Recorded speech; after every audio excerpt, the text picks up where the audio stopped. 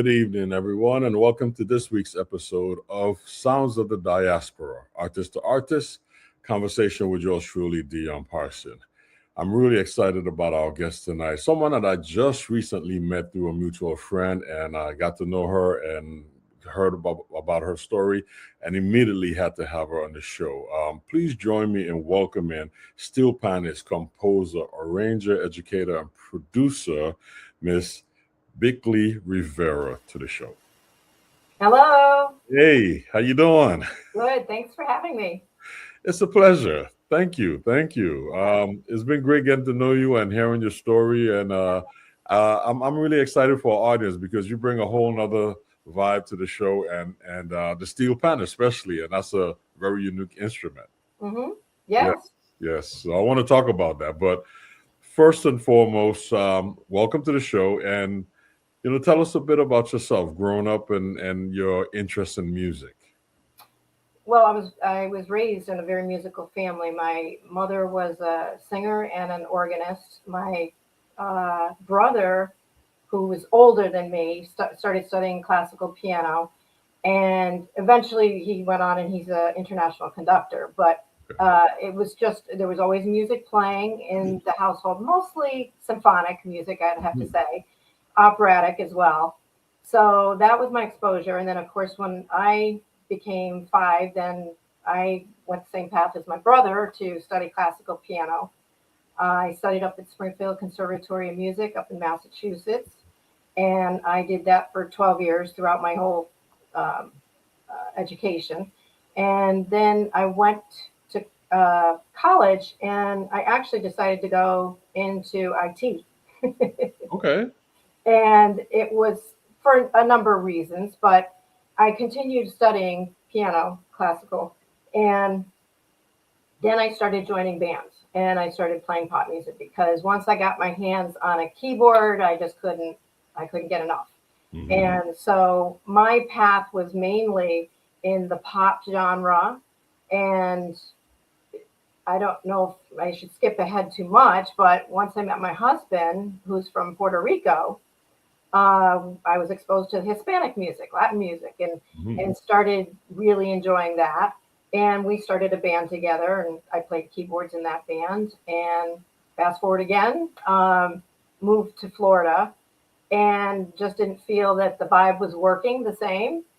And so I switched over to steel pan because I loved the sound of the instrument. So you just switched to steel pan, or how did that come about? Right up, because my husband and I used to travel to the islands all the time, to the Caribbean islands. So we've been to St. Thomas, is where we had our honeymoon. Oh, okay. Sapphire Beach Resort.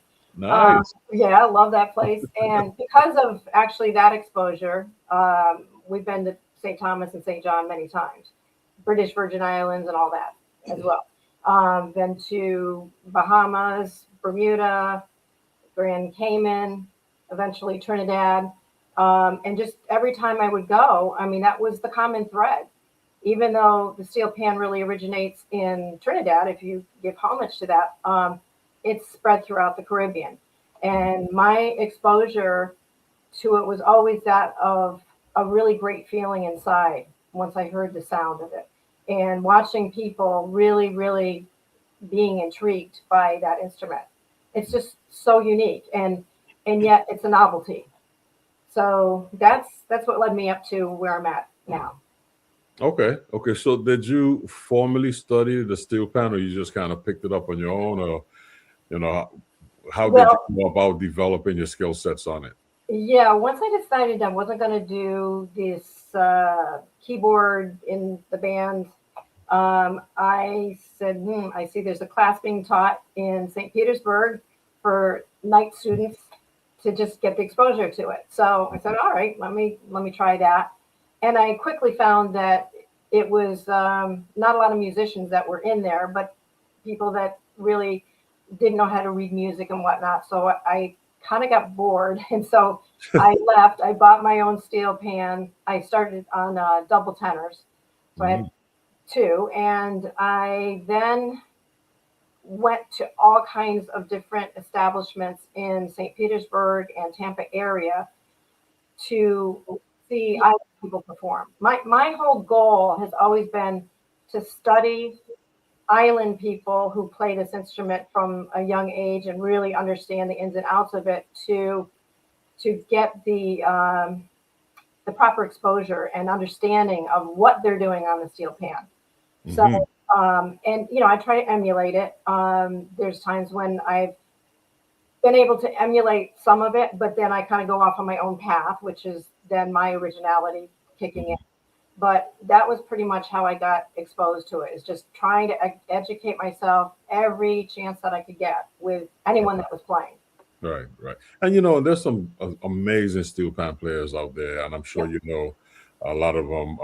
One of my favorite is my homeboy from St. John, Victor Provost, who's in the Maryland area, but he's and then there's a couple, Quint Rose and Kareem Thompson, guys that I got introduced to in the New York, Brooklyn area. But you have the Othello Molyneux, and and then we lost Greenwich. That was sad. So but the steel pan for me, it's funny how at this age in my life, at this time in my life rather, I look back at my upbringing and the steel pan and the music that I was introduced to as a kid. It was just everyday music. That's I didn't see it as a novelty. I didn't see it as anything besides like, hey, it's carnival time or it's a celebration, and this is what it is. Yes. And we would pass the pan yard every day, going to school, coming back from school. I hung out in the pan yard. I played for a minute. So as we get older and we look at the things that's important in our lives and we choose our career path, we don't necessarily see the steel pan as a choice of like, oh, this is what I'm gonna do for the rest of my life. But now that I'm where I'm at in the industry and in my career, I look back, I'm like, wow, from back then to now, you see the evolution of the pan and how it's evolved and the people that's playing it, and it's an amazing instrument. That's for sure. It's one of the most beautiful instruments. You played right. Well, and the thing for me is I really wasn't exposed to a lot of jazz when I was growing up. Like I said, it was operatic music, and I got introduced to it more later in life on my own by just kind of either seeking it out or finding it by mistake and loving it. Right. But I didn't have a lot of studies in that, so my experience doesn't come from that side of it. But I felt like the steel pan still needed to explore other avenues besides Caribbean and jazz, which were already kind of floating around. Right. So, taking your own personal stamp and putting it on the instrument and trying to maybe expose other people to it that might not normally have that chance. That's kind of been my thing.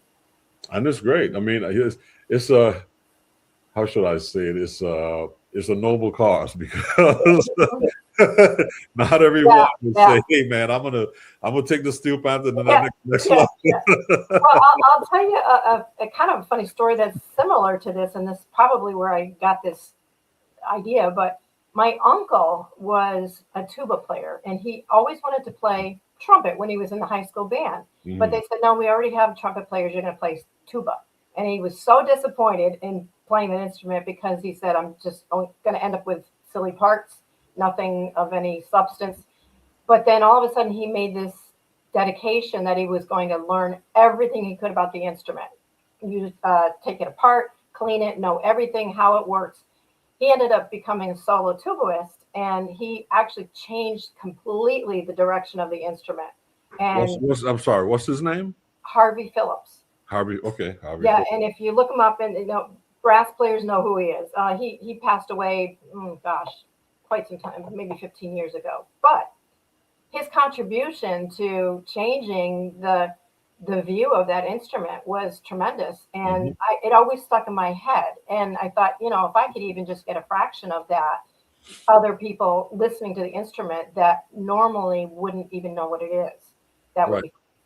I mean, you never know from this interview, some young person, whether it be a young woman or a young man listening to this, and that little, light bulb might go off and say, well, wow, Bickley said this, and that's what I was thinking. And so I should go check out the steel pan, Yeah, of course. you never know who's going to be influenced by, what you're doing. So I really applaud you. I mean, that's one of the great things about this show. You get to hear, the from the person, like their reason for doing what they do, because it's not easy being a musician. We all know it's not easy being a musician. Just the nature of the job, working at night, having to practice on your own and learn the music and write the music and rehearse the band and book the gig and get the band to the gig. And, it's a process. Now, you just said all the things that I'm sure a lot of people don't think about. They don't. When they say I want to be a musician, they don't think about half of it. Do I have to practice so much? When I'm doing workshops and clinics, one of the questions that's always asked by the students is like, how long do you practice? How long should I practice? Yeah, right. Yeah. I say as long as it takes to get it as good as you can. Exactly. You can't really put a timeline. If you practice 2 hours every day, you're going to be. It doesn't work like that. Right. Because we all learn at different paces. Something might come quicker to others than other, and you got to be. You have to do it in moderation. You can't practice fast and. You pick up the trumpet, and I'm good. It doesn't work like that. You have to sit down and learn the notes, work on your breathing, work on your articulation, work on your embouchure, do it at a reasonable tempo, and then get it faster. And it's a lot of things that go along with it, and you need guidance.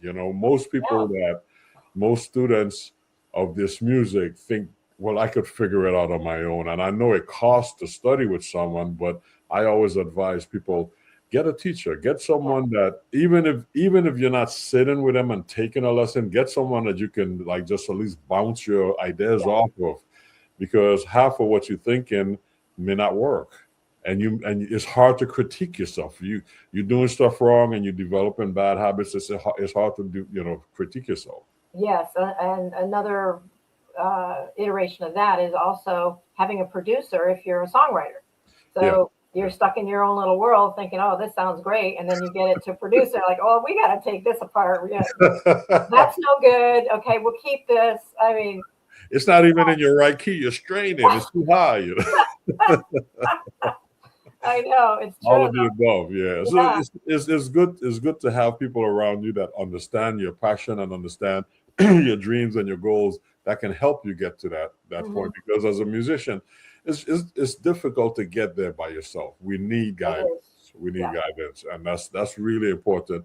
And I'm happy that the pan is becoming a more popular and modern instrument for folks. It's been integrated in so many schools. I mean, I travel from school to school, and oh wow, you guys got a steel pan program in the middle of Wisconsin. Wow, okay, yeah. And it's thriving, better than the concert band program. Unfortunately, one thing I've noticed, though, I'm hoping there's always a few people that leave there and say, I'm going to continue doing this. But I meet so many people at my venues that will come up. I played that in high school. That was so much fun. Do you still play it? No. Right. Exactly. Yeah. But, I guess that's any instrument growing up. It's kind of a similar thing. But. Well, I think in high school, in any school situation, it's easier for the collective representation of the school to have kids to be part of an ensemble or a part of a group or a club. As you become an adult, you focus on your job, and then you have kids, and most communities may not have a steel pan community. Right. This is big in New York, is big in Brooklyn, and most people gravitate toward Brooklyn for that. But I'm in Harlem, and I don't know of and I'm sure there is. So don't say quote me, but I don't know of a steel pan program in Harlem. Right. And I'm sure there is one, because there was one in the past. A friend of mine, when he went to school here, actually developed one, but I was in the 70s.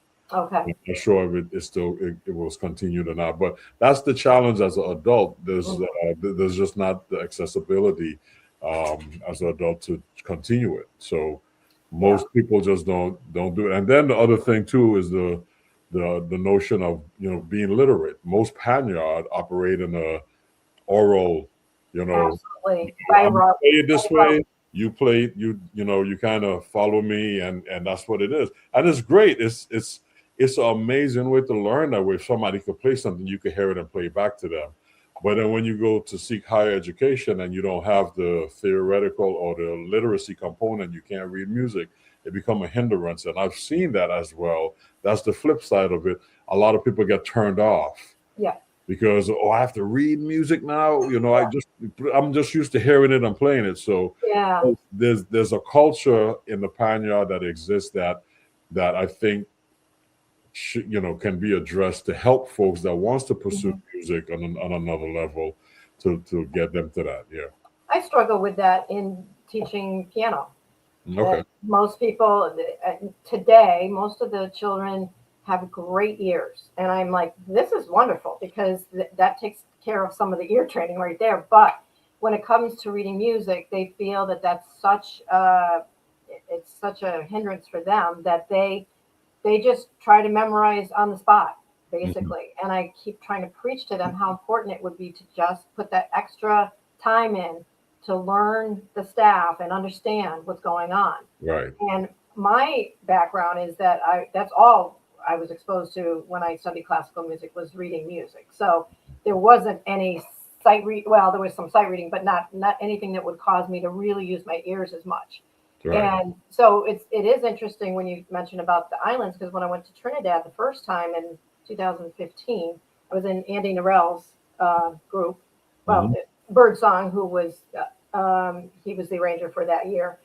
And luckily we actually got the music ahead of time. But when I went back the second time, which was in 2023, I went into Bickley Sharp's band, which is the phase 2.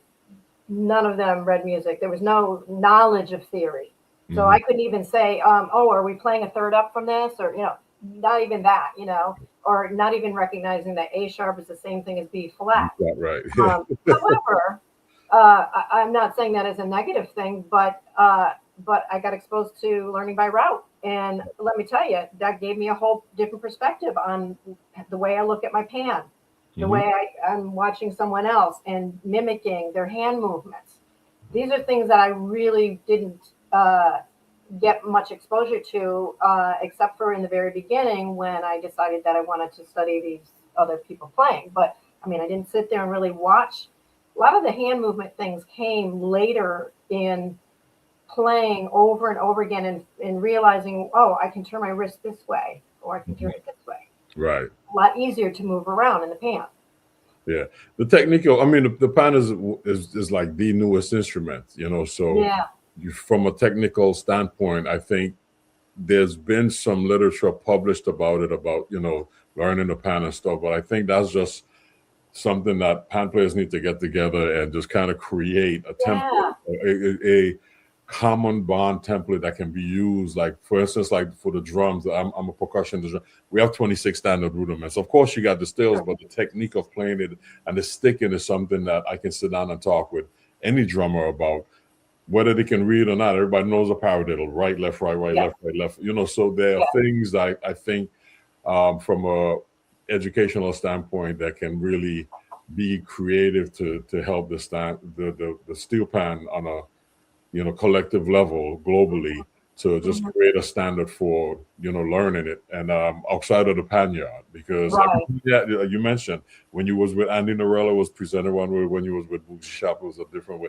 So every Panyard is based on who the leader is, who that griot is of that yard. So I think that's a project that pan players get together, and it's no right or wrong, because again, everybody's they're still figuring it out. And good thing is, the majority of panyards that I've been in, no matter what technique they use to present or explain the music, band sounds great. I was going to say they're the best players in the world. I mean, when I watched some of this Trinidad, and that's why I wanted to go there, to be exposed to that, be part of Panorama, be there for a couple of months, living there, actually being a resident, and watching the everyday actions, what influences them, how do they live, and their responsibilities in life, and then coming to the Panyard at night. It's like it's a big sacrifice because they're already working all day long. It's a culture. It's a culture. The Panyard in itself is a living organism. It is. There's Right. hierarchy. There's For sure. yeah. I mean, you got to know when you walk into a pan yard. You got to know where You everybody. gotta know your place. You got to know your place. You gotta Exactly. know your place, and you have to respect it. You And got to know your can't place. You be got to respect. insulted if somebody says move back one row. Yeah. You can't just say, "Oh, this is a pan I'm going to play." Like, no, you just got here. You got to go back. You got to start from back there. Yep. You got to know your place. So it's a beautiful thing. And again, when the first time I heard 1812 Overture was a steel pan orchestra, and I didn't even hear a symphony orchestra first. So I heard it played on a pan orchestra, that is so pan cool. ensemble with over 200 members, and I was like, wow, I was so blown away. And then when I heard the symphony orchestra, I was like, oh, they're playing what the pan, and then my teacher was like, no, it's the reverse way. It came from the symphonic orchestra. Yeah, wow. I love it. That's so I heard it. I got introduced to it backwards, so that's where I'm coming from. So for me, the pan was ingrained in my DNA as a kid, even though I don't play it, But I'm just saying, just hearing it, I heard that before I heard a symphony orchestra, which says a lot. I think it's remarkable that, and I'm just going to use Trinidad as an example because it occurs all over the islands, but the fact that they would want to strive to use classical music as the music that they would play on the steel pan. I find that really, really intriguing that they went to that extreme, because in my mind it's like, why would you do that? Wow, that's meant for orchestra, like you said, orchestras or piano or these certain instruments, because I'm naive with that. But they went that direction in exposing people to that, and I think that's a great thing. It is great. And if you look at the structure of the pan, from the tenor pan on down, the double tenor, the guitar, the cellos, it covers the realm of a symphonic orchestra. For sure, yeah. It does. So it makes sense. Does. It really does. And the voices and the arranging it's just, I just think there's a genius behind it. There's a force. There's definitely a force. Yeah. Just like someone could write for a symphony, a 150-piece symphony orchestra, and then do the same thing for the pans. But the interesting with the things with the pan is that person that's arranging it is going from section to section, dictating the parts from memory. Everyone. In a symphony orchestra, you give them the music and you read your part, and this is violin second. But in the pan yard, it's like, okay, this is your part. Dang, dang, dang, dang, dang. And then you play that and you go over there. This is your part. Ding, ding, ding, ding, ding, ding, and then put it all together. And you work on that for 2 days, and then you come back the next day, and then you add like 8 more bars, and then in a month you got this whole. And the cat is just like singing every part to every. It's amazing. I watched that, from beginning. I was there day one of rehearsal with Bugsy Sharp, and watching his genius mind come up with these sections. And I know he deliberated over it at home as well. He'd hear it in his head, and but he'd come and some of it's trial, some of it's we have to get rid of things and do something else. But like you said, hearing a melody, but then hearing contra melodies. Right. Also, and okay, I want the cellos to play a second line underneath what was going on here. I want everyone else to do rhythm, and it's got to be on these beats. And at the same time, you've got the whole engine room playing everything, And the hits and the breakdown and the tremolo, yes, it's just amazing. But so that's what fascinated you with the pan, all of the above, right? All of the above. You decided to pursue that, and you shared some of your music that you've created as a solo artist, and you shared some of that with us. So now, do you do your own composing and arranging, or you work with a partner? How do you develop your songs? I write all the songs. I've been a songwriter for many years, even when I was in Connecticut in my other band, and named Cuba Libre, by the way. Cuba Libre, rum and coke with a twist of lime. Okay. So I always heard melodies in my head. So that's where I feel like I'm somewhat fortunate. I've worked on that over the years. And so that's how I translate to the steel pan. So it's almost like as if I was playing it on the keyboard, but instead I'm hearing it on the pan. And I have to adapt to that. And So I've tried to do several genres to try to bring out the instrument. And I did start with smooth jazz, but funny story. I'll try to keep it short. I had written a song in Connecticut that I always wanted to be on the Weather Channel because the Weather Channel always played this nice, easygoing, light music. And I'm like, man, I could hear this song on there. And I had no idea how that would ever happen. But that happened when I wrote the song. I was thinking that probably back in the 90s. Mm-hmm. When I switched over to steel pan, and now we're fast forward to about 2010, I decided to take that same song and adapt it for steel pan. So I actually released it as a single. It didn't appear on an album. And there was someone who heard it and they said, you'd be perfect for the Weather Channel. And I'm like, what? And they said, yeah, I can hook you up with the program director. So I ended up having 4 songs from my Chillin' After 5 and this single featured on the Weather Channel. So no matter where I was, for like 2 years, I was always hearing my song played, the steel pan played on there, which I think step number 1 in exposing that instrument to the mass public. Mm-hmm. Great. Beautiful. Beautiful. Well, so that being said, the song Let's Kick It, is that on the album? That's a second album that I did because I got the interest of Steve Oliver, who was a producer out in LA. He liked what I was doing, and so we produced this track together, and that's Let's Kick It. And I have Will Donato on there playing saxophone.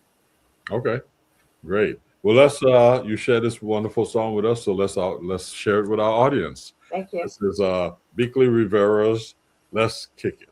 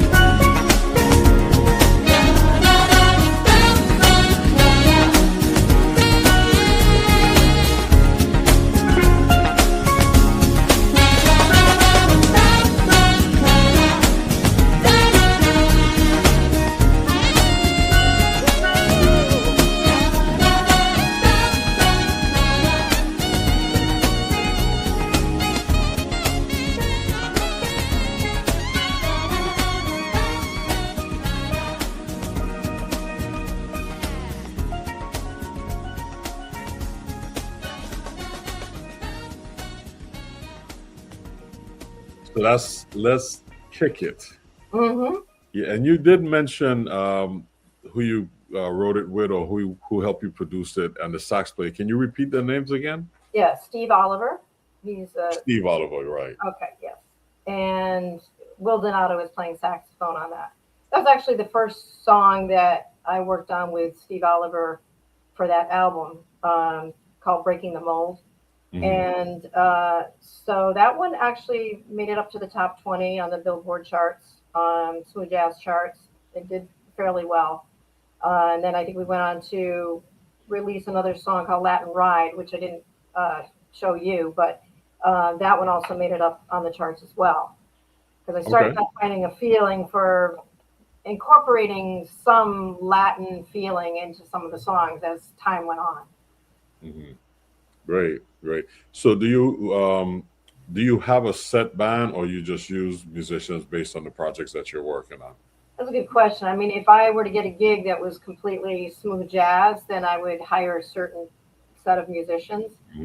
When I perform on a regular basis, I, believe it or not, I do island, reggae, calypso, soca music through most of my shows. And then I will throw in a few smooth jazz songs into the sets just to kind of expose the people. But so that's a different band, and that's called Bickley XI, Extra Irie. Yeah, so we perform pretty much on a regular basis. That's what, in Florida, what most people want to hear. So that's what keeps me busy. And the band is called XI? Bickley XI, yeah. Bickley XI, okay. Yes. Okay, great. And well, we'll talk about this at the end, how they can follow, how our audience can follow you and stuff. But so you basically have two bands that you kind of maneuver with, the request for the songs. Right. Okay, great, great. And with the bands, do you do much tracking? Because I hear some really unique rhythms and stuff. Do you do any tracking, or everything is live, organic? I see what you're asking. Yes, on some of the island stuff, because actually it's kind of been a common theme down here in Florida. When I first started putting together a band here and I started following other bands, I found that, there's situations where either somebody can't show up, or you just really need that extra keyboard sound. So, and sometimes you perform as a soloist. And so I kind of got in that mode of doing tracks, and then people play along with the tracks. And honestly, in today's world, a lot of bands are doing that. A lot of very, very, very well-known bands. Okay. And do you create your own tracks, or you work with someone to do? I do. You do your own tracks? I do it all, yeah. Okay, great, great. That's good. So that's your IT skills. There you go. Yes, absolutely.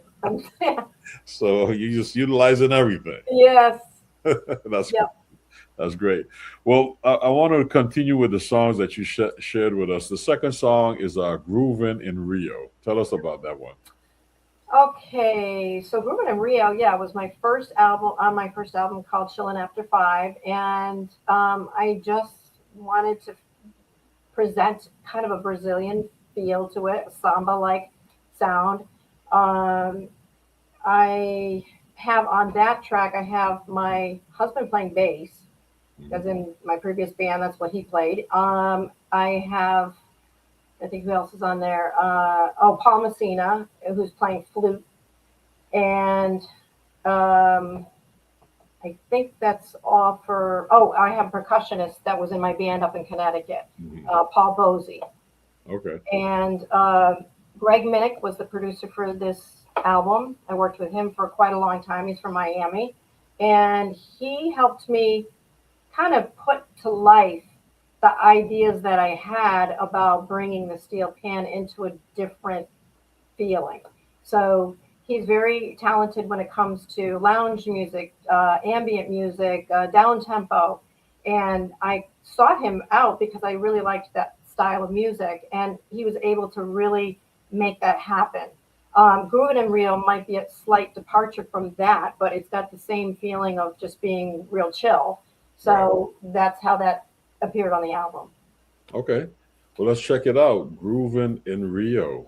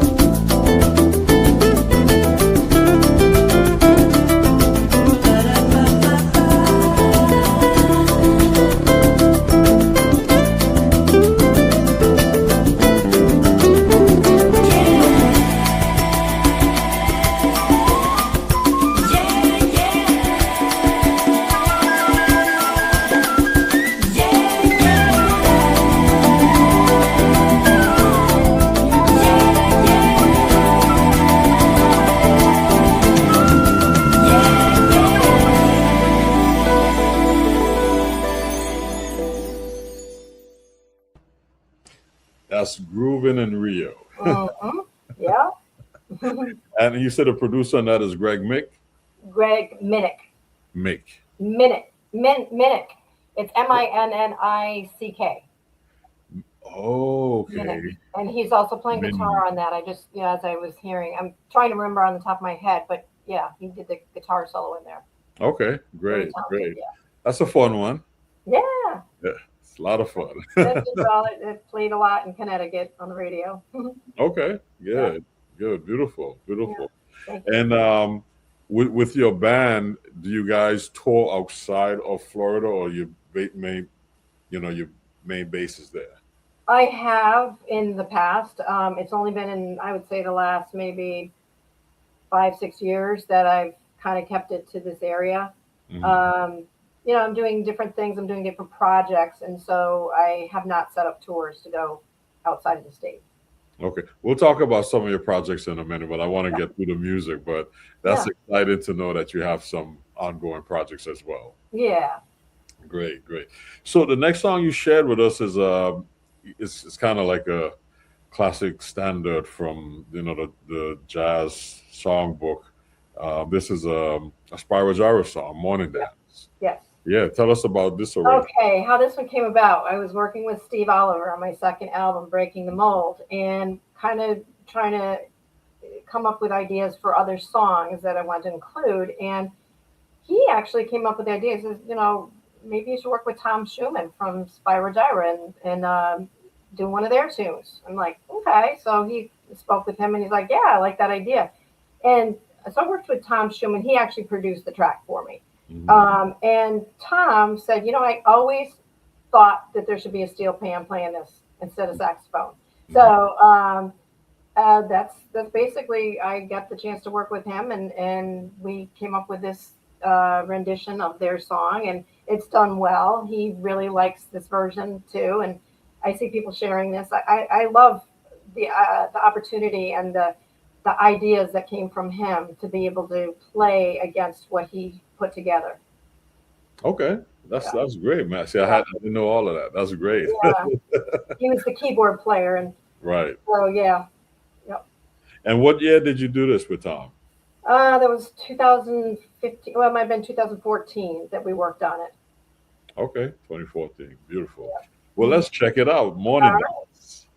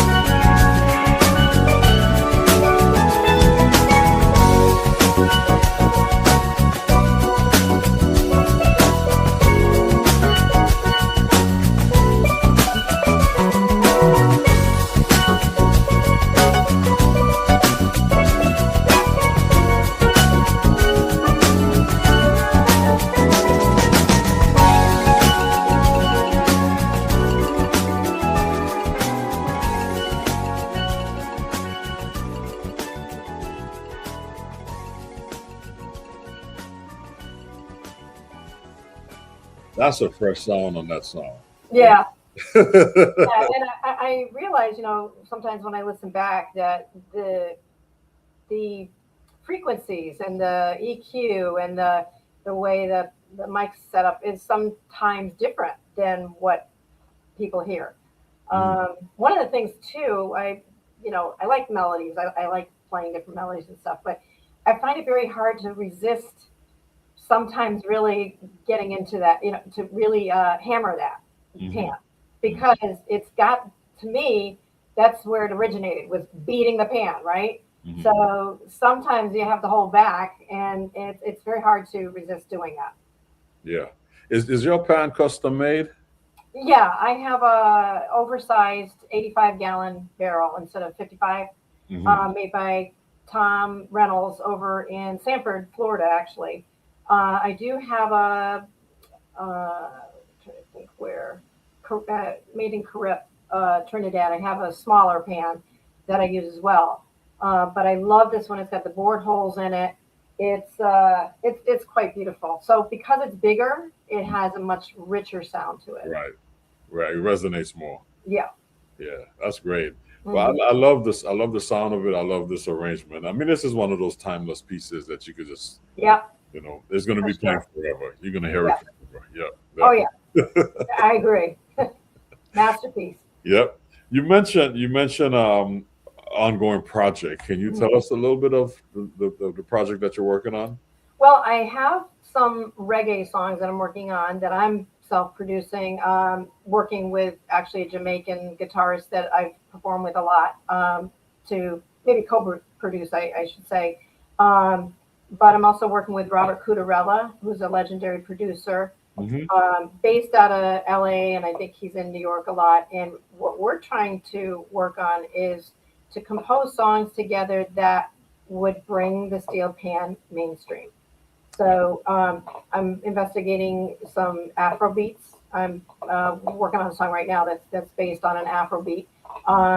Not sure, we've got 2 other songs that we're going to be doing, but we're kind of exploring what's a good genre to present this instrument and still let it be accepted. Because that's one of the conflicts that I've had, or challenges, is getting people to accept it in other areas. I don't know if you've run into that with your band when you have Victor Provost, or if he himself has run into this in the beginning of his career, but it's sometimes difficult because a lot of festival buyers push back. They want saxophone, they want guitar or piano as a solo. Yeah. Until it's proven that, oh wow, it's accepted. Yes. I mean that's just the nature of the industry.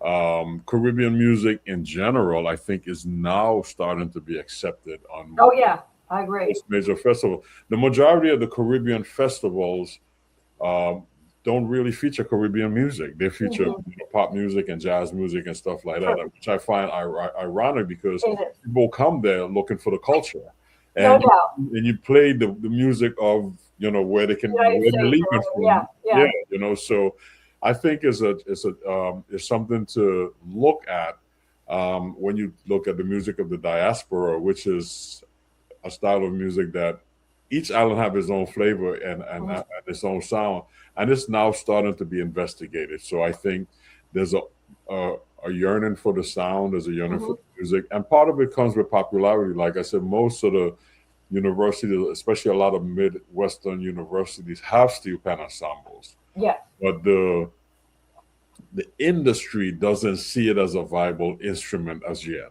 So actually promote and be heard on Spotify, radio. Well, not radio anymore, but some people still listen to radio. But so I think there's room for that, conversation, and I see it happening more. I mean, Victor has done his and is doing his part to put the instrument on a very large scale as a composer, as a arranger, as a educator. I know he does several workshops and clinics doing that.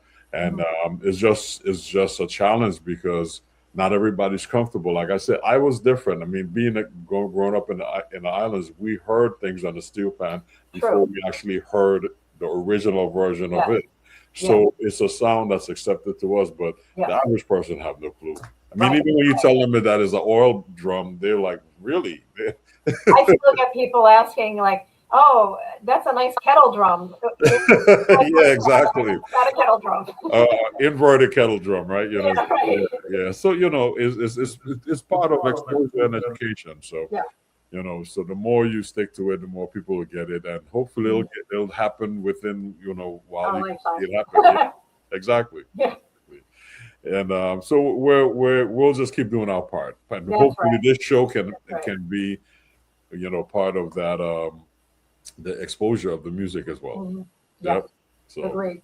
Yep. So that being said, our audience can track you down and find you. You'll let them know in a minute, but I can squeeze one more song in, and I want to play this song that you shared with us, "Romance in Spain." Mm-hmm. So tell us about that real quick. Okay, I got the idea for this one day, just popped into my head. I was like, I heard the song almost beginning to end, and so I put it down on my studio tracks and sent it to Steve Oliver because I liked working with him in the past. So I said, okay, can you produce this one for me? And he put his guitar down on there as well. And it just has this vibe of almost flamenco, Spanish, Spain kind of music, but yet still hear the Caribbean in there at the same time kind of thing. So it did really well on the charts. It was on Spanish Latin American charts for, I think, 20 weeks or so, and went on to Billboard charts, smooth jazz charts, and I think there were maybe 5 or 6 charts that it made it onto. And I would have loved to promote it even longer because I think that it still has a little life in it. But yeah, I love the song. I love playing it. I perform that one a lot and hope everyone loves it. Okay, great, beautiful. Well, let's check this out. "Romance in Spain." Yeah.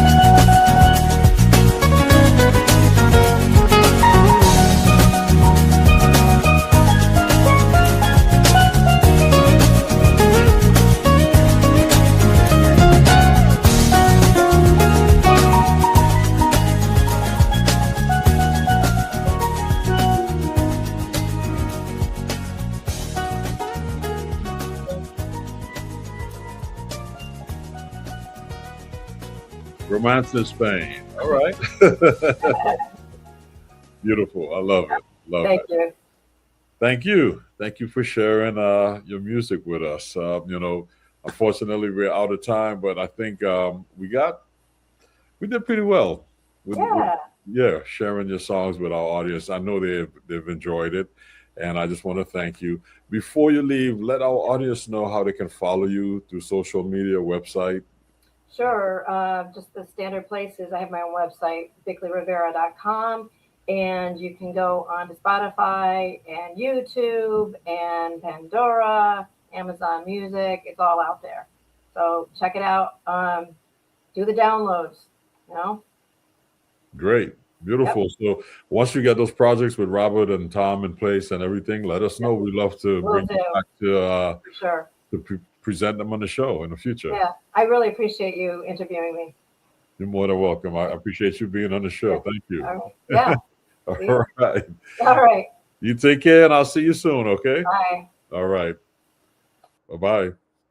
That's the one and only Bickley Rivera sharing her talent and music with us and her story. So go check her out. Check out all her great music. And again, we hope to have her back once she completes her other projects, and we'll be able to showcase that on the show as well. So thank you guys for joining us with Bickley. Come back next week and come hang out with us as we bring you a bassist extraordinaire, another personal friend of mine, Mr. Richie Goods, on the bass, and check out his story and his music as well. So we look forward to seeing you next week on Sounds of the Diaspora. All right, take care. Have a beautiful evening. Take care.